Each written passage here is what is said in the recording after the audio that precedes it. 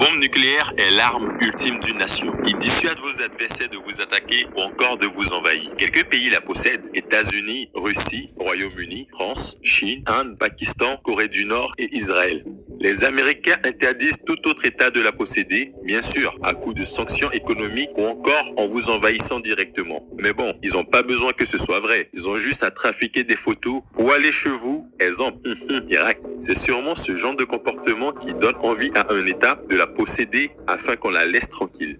Les premières bombes nucléaires ont fait des dégâts effrayants. Les villes de Nagasaki et d'Hiroshima ont été rayées de la carte ainsi que leurs habitants. 220 000 morts sur le coup, sans compter les dizaines de milliers de morts à cause des radiations. Ces bombes-là, encore surnommées Little Ball, ne sont plus rien face aux bombes du 21e siècle, qui sont des milliers de fois plus puissantes. Il y a vraiment de quoi s'inquiéter. La question suivante: quelle est l'arme atomique la plus puissante du monde? Certains vont penser à l'une des plus connues, la Star Bomba, lancée en 1961 par les soviétiques dans une archipel déserte au nord de la Russie. Elle est des milliers de fois plus puissante que Little Boy et aurait, si elle avait été larguée en France, rayé une région grande comme l'Île-de-France de la planète et causé 7 millions de morts directes sur 13 millions d'habitants, sans compter ceux qui mourraient des semaines plus tard des brûlures et des radiations. C'est la bombe nucléaire la plus puissante utilisée, mais il existe une arme atomique si puissante qu'il est impossible de la tester dans une zone déserte. Elle est tellement explosive que forcément des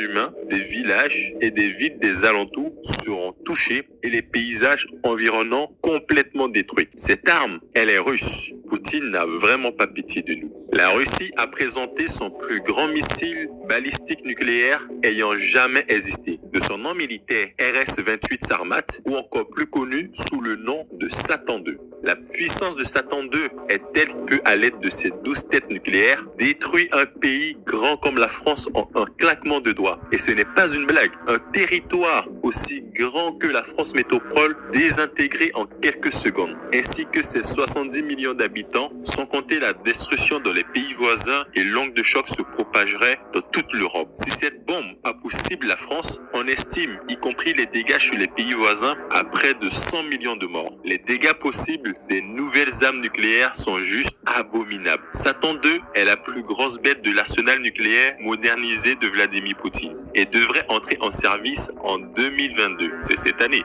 Il est certes rassurant pour un pays de posséder l'arme la plus puissante de la planète, mais il faudrait être capable de toucher les cibles ennemies. Des puissances militaires comme la France, l'Angleterre et les États-Unis se situent assez loin de la Russie, sans compter qu'ils ont des radars pour localiser des engins militaires étrangers et des boucliers de défense antimissiles. Ce sont des missiles spécialement conçus pour intercepter et détruire d'autres missiles. Mais c'est là que Satan II est très dangereux, voire invincible, voire invulnérable. Cette arme de 208 tonnes a une portée, à prêter vos oreilles, de plus de 18 000 km. Depuis Moscou, il est capable de toucher n'importe quel point sur la Terre. Aucun pays au monde n'est à l'abri, même pas si vous vous abritez dans le coin le plus reculé du pôle Nord, du Sahara ou de l'Amazonie. Tous les pays européens, y compris les États-Unis, sont vulnérables à ce missile. En plus de sa puissance et de sa portée, il est équipé d'une technologie furtive pour tromper tout type de système radar ennemi. Même les radars russes sont incapables de le détecter. Il est juste un fantôme. Mais le pire n'est pas là. Aucune technologie de défense antimissile ne serait en mesure de l'arrêter. C'est un missile hypersonique de vitesse Mach 20, soit 20 fois la vitesse du son. C'est égal à plus de 25 000 km/h. Il est si rapide qu'aucun missile au monde ne peut l'intercepter. Il pourrait faire le trajet Moscou-Londres en 6 minutes et les trajets Moscou-New York en 14 minutes seulement. La présentation de cette arme a rendu obsolète tous les boucliers de défense antimissiles. Ils sont devenus totalement inutiles. En théorie, aucun missile de défense ne pourrait arrêter cette arme nucléaire avant qu'elle ne touche sa cible.